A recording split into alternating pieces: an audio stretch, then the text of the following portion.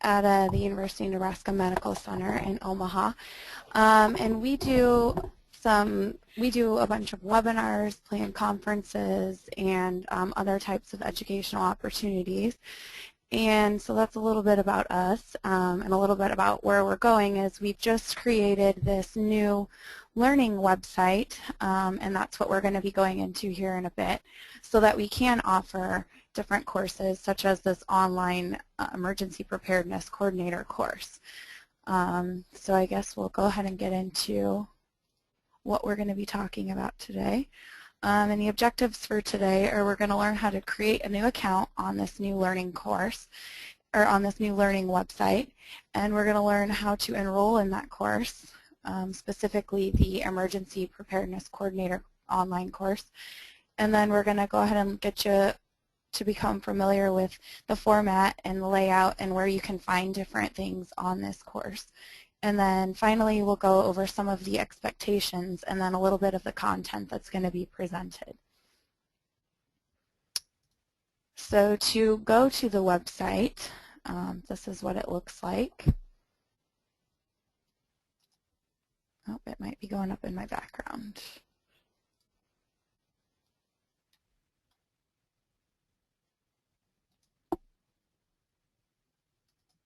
Sorry, my computer's thinking. Okay. This is basically the page where all of the different courses on our site are listed. If you get an email from CHA or anywhere else letting you know about this course, this will probably be the place that it'll take you to. And you can see the course listed here, or another place you might be taken directly to is this page right here. So before you can even get into the course or register, you want to go ahead and create an account. And you can do that by clicking on any one of these pages. This top black bar at the top will be the same, and you'll want to click the sign in.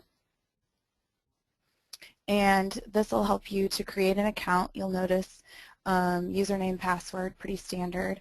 And then at the bottom here it says, don't have an account, sign up. So that's what you'll want to click on. And here we're going to ask you to create your username. You'll put your password in, name, email, and then these items down here, just some of the things that we require for all the people who are participating in the different programs, courses, and events that we offer. And this will only be asked at this one time when you're first creating your account. And of course, you've got the option later to go in and change that, and I can show that to you later too. So I've already created an account. And we're going to go back to back up. So once you create your account, go ahead and just sign up, and that will then take you into the actual site. And then we'll show that to you in a minute. But then to sign up for our course here, back on this page where you see this Buy Now button, or even on this page where you see this Buy Now button, you'll want to go ahead and click the Buy Now button, and that's essentially registering you for this course. And then you'll click Checkout. This is pretty standard of any online checkout process. And here you'll be taken to the cart summary, where you'll see the price and sort of what you're purchasing. Everyone that is a part of the Colorado Hospital Association will be provided with a coupon code, and I'll go ahead and show that to you here too, that you'll want to put in this access and coupon code box, and then click Apply.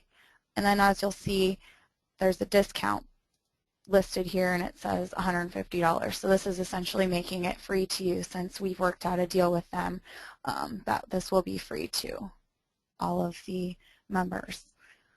And then once you hit Checkout, it's going to ask you to sign into your account if you're not already signed in. You can sign in before or after you start going through to register for the course. It doesn't matter. So back to this page. Oh, and it's hiding. Anyways, and then you'll go ahead and click check out, and then you'll see a review page, and you'll see that in fact it is totaling $0 and you're therefore bypassing the payment page. And again, all of this information, including screenshots, will be emailed to you when you receive that coupon code. And once you place the order, then you'll be in fact registered in the course. Since I've already done that, I'll go ahead and go back to show you where you can actually access your course. So anytime you log in, whether it be right after you registered or you're going back to the course after some time has passed, when you log in, you'll be taken to this home page, which has a few interesting things on it. There's a welcome from us. There's featured items for upcoming programs that we offer. There's your My Courses on the top right, which just shows you some of the things that you've kind of been into and been participating in. And then we've got some free resources, more upcoming events, and then this recommended is actually kind of interesting. It'll recommend to you any of the programs that are upcoming that you can enroll in or register for on our website. So that's just a few of the things. Again, this is slightly different looking than if you were to not have logged in yet. So that's kind of how you'll know the difference if you're logged in or if you're not logged in. But once you log in order to get to your course, you're going to want to go to this My Learning. This My Learning is going to be very important once you're looking for any course or event handouts, materials, videos, anything that you've registered for. This is where you'll want to go. And you'll notice that there's an Enrolled, a Completed, and a Credits tab. So to find our Emergency Preparedness Coordinator training that we just enrolled for, that is the third one down. We'll want to go ahead and click into the course by clicking on the title. And as you can see, it looks very similar to what we had seen before. The difference here is that we've got this launch button up at the top, and then below each of these courses in the package, there's also now a launch button present.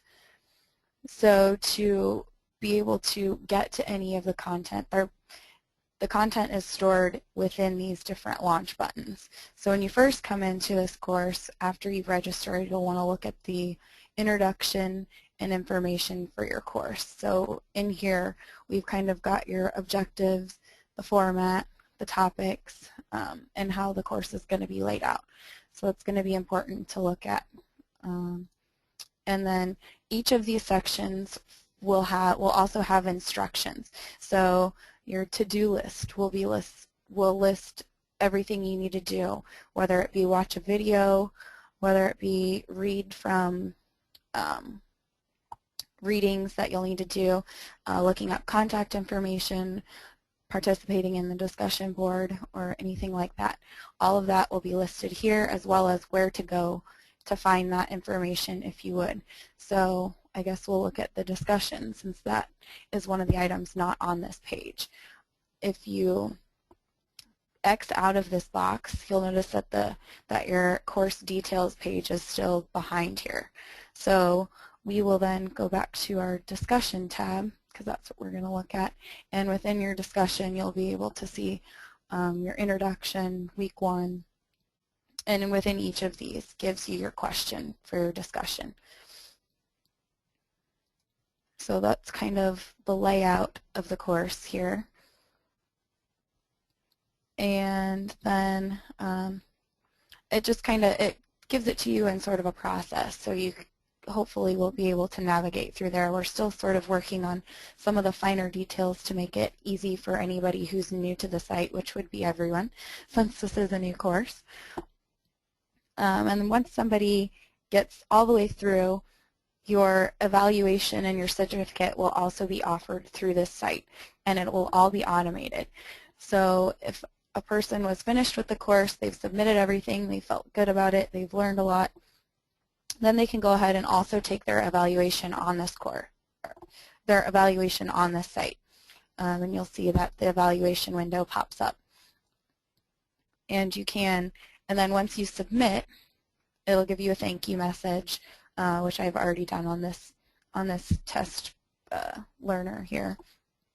And your item will then be sent to the completed tab. So in this completed tab, that's sort of where you'll see everything that you've finished, and then also be able to see your certificate. These certificates are actually even automatically emailed to you once you finish that survey. So it's a pretty automated process, and just about everything you need for the course as far as the content and what you need to do is all on the course, all on this course page and within the different launch buttons. So let me just make sure I've covered everything here. And let me just also point out that within this introduction, there is a section for you to test the video should you have any issues with the video, and then we've got contact information listed because there are several videos within each of the weeks that you'll need to be able to watch as part of this course. So as far as the expectations of the course, which is another one of the objectives we're going to talk about today, this is a fully online course, and I've said a few times there will be no meeting in person. It'll be sort of as soon as you sign up for it, you can go ahead and get started.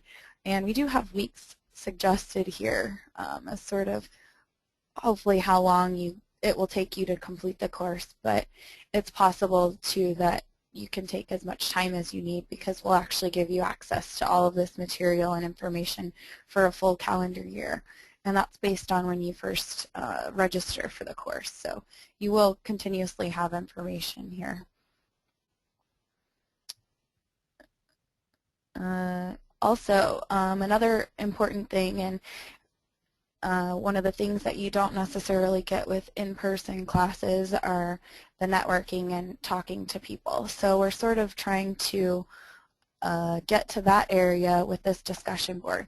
So it's really important that you, if enrolled in this course, that you go to the discussion board and read the questions, answer them, reply to others, so that you get sort of some of that networking. And hopefully everyone will get to the introduction page, so you'll get to know kind of who else is taking the class.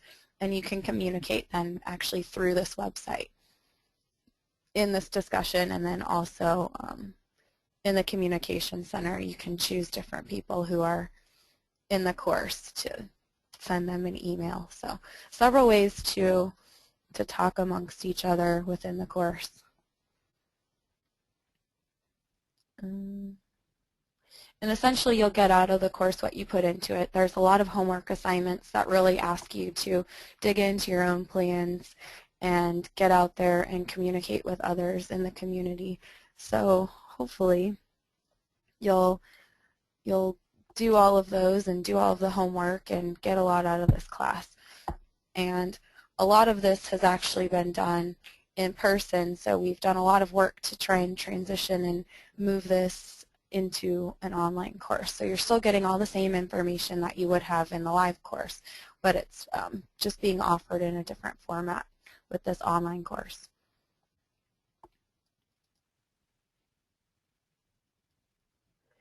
So I guess I'll do a quick review here then of how a person would then be able to find this information or to get back to starting the course. So you'll probably be taken to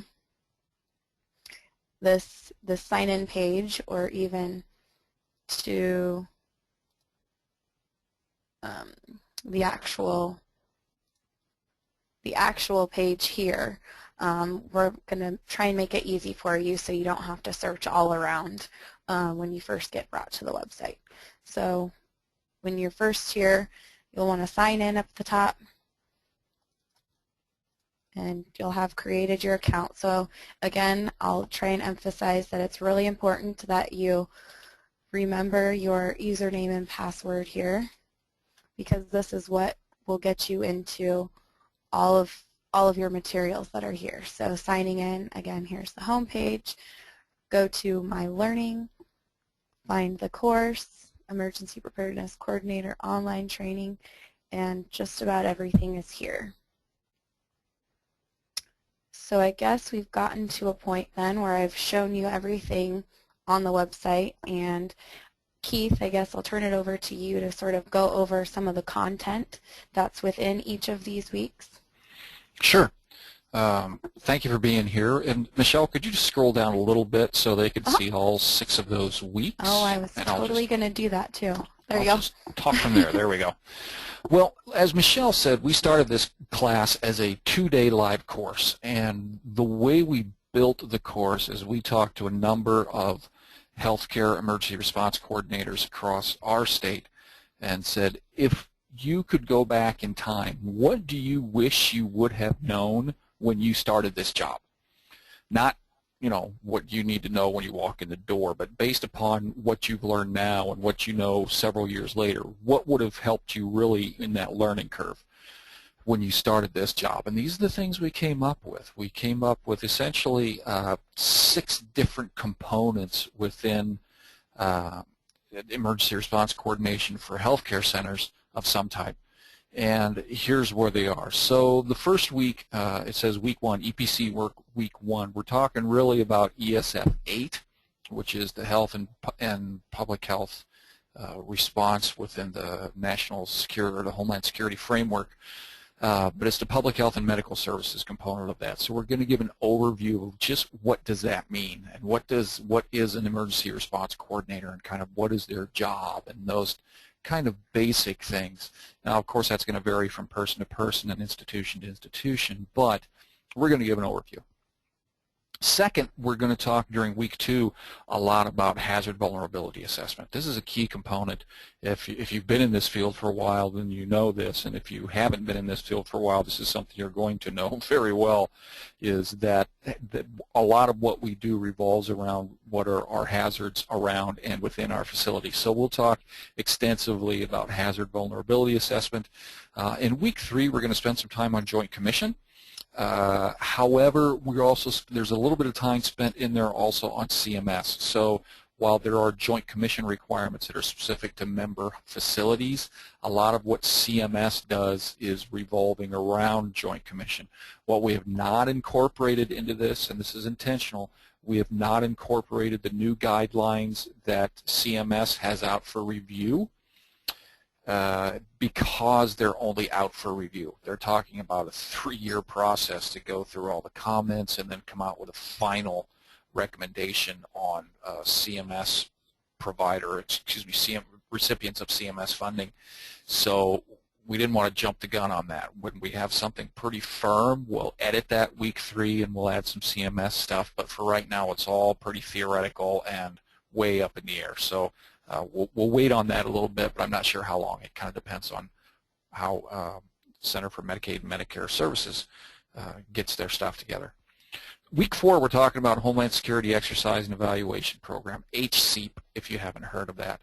One of the things that we continue to train hospital people on and other now long-term care people on and a lot of other facilities is how to conduct an exercise. It's very important. It's required within the Joint Commission. It's also required within the new, at least within the proposed rule for CMS. So if you haven't been conducting exercises, you will be. So we wanted to make sure that people had a grounding in what they are and how to start them. We have more in-depth programs on how to create and implement an exercise, but this is a real basic component of getting a facility started with exercises. So week 4 is kind of groundwork for some other training that you may need to take through. You can take it through your emergency management agency. We have some stuff you can take. There are courses in Maryland. There's all kinds of places to get more in-depth training on exercises. Week 5, we're going to really start digging into the emergency operations plan. I know this sounds like it's week 5 is way down the road, but at this point of time, most facilities have EOPs, they have emergency operations plans, but we're going to talk more about how does your EOP include everything it needs to include? How do you review it? What types of components do you need to make sure are contained within that EOP? So we're not going to talk about how to write an EOP to any great depth. We will cover that a little bit, but we're going to talk more about what other information you need to know to review and upgrade and update your EOPs. And then week 6, this was kind of an interesting topic that we weren't sure we were going to include, but the feedback we got was, yeah, absolutely include it. And that's on business continuity. Hospitals and healthcare organizations are kind of unique in the disaster response world in that they're one of very few organizations that are both businesses and response agencies. Your local police and fire departments do not have to worry about staying in business after a disaster. They're going to be. They're government funded, they're taxpayer funded, they're going to stay open. You may or may not, depending upon how your facility reacts to or deals with disaster. So business continuity planning is something that's really important, and we're going to talk about, again, the basics of that. Business continuity planning could be a career, so we're not going to get into as much depth as some professionals in business continuity would like us to, but we're going to give a very strong grounding in that and help you get that ball rolling. And then the last component of that Michelle already talked about is that emergency is the evaluation component, and we're really interested to see how people like this. We had a couple of different ways we could go on this, and after some conversations in-state and conversations with the Colorado Hospital Association, we decided that we wanted to do something that's what we call asynchronous, which means I don't have to be here for you to take the course. You can get in and do week 1 assignments today and week 2 assignments tomorrow if you want to, or 3 days from now, or whatever. You don't have to wait for us to get into the class and do the work. There's good and bad with that. The good is it's all on your time schedule, which I think is pretty nice. As a learner, I'm a big-time learner, so I like that personally. The downside of that is there's nobody directly across the screen that I can ask a question right now and get an answer right now. Michelle has done a really nice job of building in ways to get answers to the question, whether that be in the discussion board. We've also provided emails and phone numbers to the instructors that are in the class for each of those weeks. So if you have questions directly for us, you'll be able to contact us directly. You also, of course, can contact the Colorado Hospital Association. CHA is also very good at responding to those types of questions if you have things for them. So we've given a number of avenues for that interaction. We know it's not live, and there's good and bad with that, but this was a very strategic choice that we made, and we hope that people will like it the way it's set up. So that, in a nutshell, is the course on the whole. 6 weeks based upon feedback from people that we have talked to and trained in the past. If you have any comments on, boy, you really need a week on blah, please let us know in the evaluation. We would love to hear your feedback on if there are things that we need more of or things that we can do less with. So thanks. Michelle? Okay, and then I'll just go ahead and reiterate some of the important things that I really want you to take away from this. For CHA members, this is a free course. We've worked out a deal, and this right here will be your access code. If you will be getting this, I'm not sure how soon, when the course officially opens. We're actually talking about that right now, but it is free, so make sure that when it is open, you've got this code, and I don't want you to think that you've got to pay for it. Another thing is that everything you need to know for this course is on the course. Whenever you can't think of where to go, your first place to look would probably be in that introduction page. and that's going to give you the layout of the course, what topics, and then our contact information at the bottom if you have any questions regarding the website or anything else. Another thing is use that discussion board. We've emphasized a bit that it's not a live course. It's a little bit more difficult to talk to people, but that's really what that discussion board is for. So you can post in there whenever you feel like it, and hopefully you'll be able to post your ideas and then get ideas from other people from this discussion board.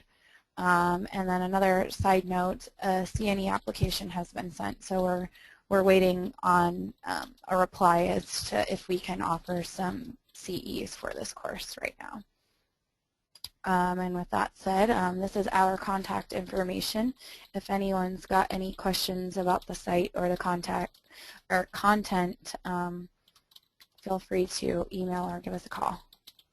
And I think that's all we've got, so we can open for questions.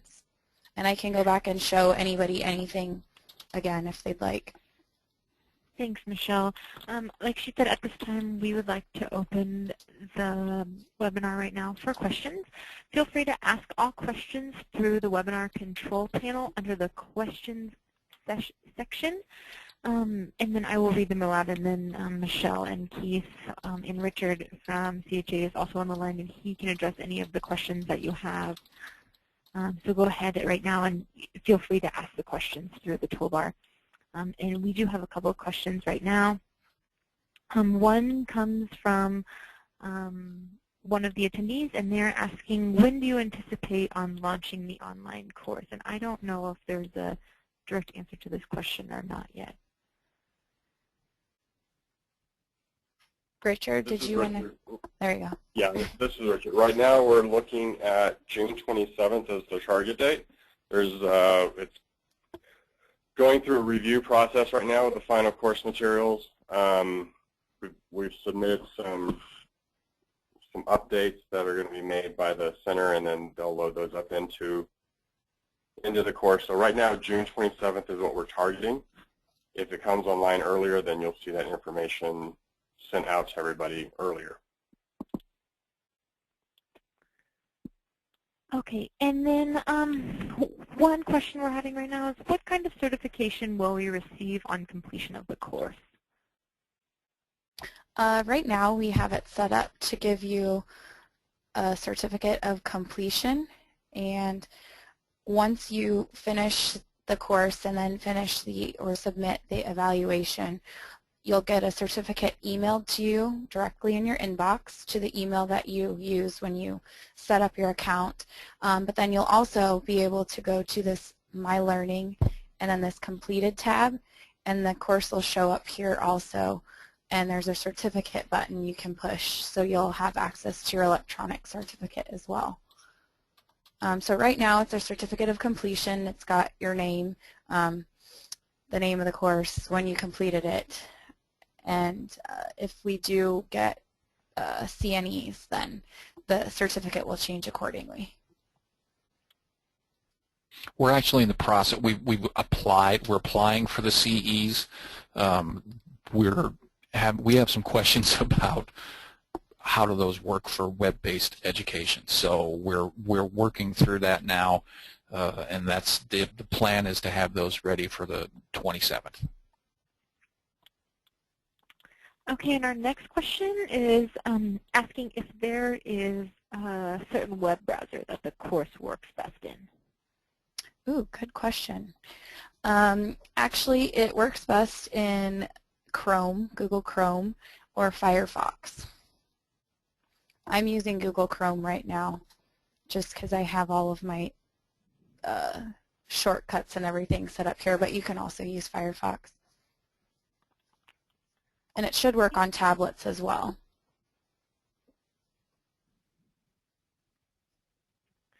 All right, we don't have any other questions at this time, so I will give a couple more minutes for those to ask questions if they have any.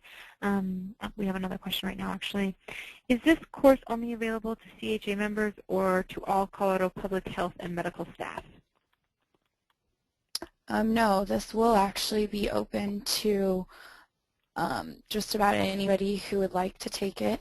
It is just free access for those that are a part of CHA or Nebraska residents. And I believe I have that, and you can't see it in this view because this learner that I'm logged in as is already registered, but if I sign off and go to the course listing page, you'll see that there's a buy now option, and that'll give you the price of the course if anybody else wanted to take it. And you can go ahead and oh, it's going to make me log in again, but it'll take you to a payment page, and we take several credit cards, or you can even pay by electronic check. Okay, and there was a follow-up question, and they're asking if it's CHA or Colorado, excuse me, that the course is available to. I believe that that's what the question is asking. But just to clarify, I believe that you said that the course is available for CHA and those in Nebraska, but is it also available to others outside of CHA in the state of Colorado?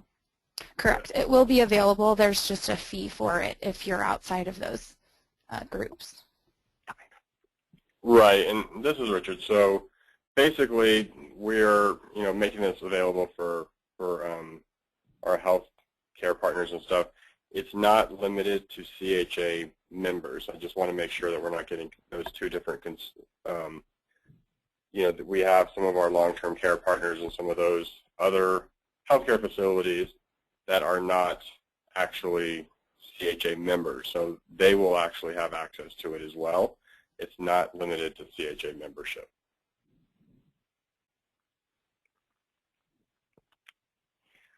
Okay, great. Thank you, everybody, for joining this afternoon. We don't have any other questions right now in the queue. I can wait a couple minutes here to see if anybody has any other further questions for Michelle, Keith, and or Richard. But if there are no questions for the end of this webinar today, we would like to thank Michelle and Keith for taking the time to show this course to everybody and who it's available to.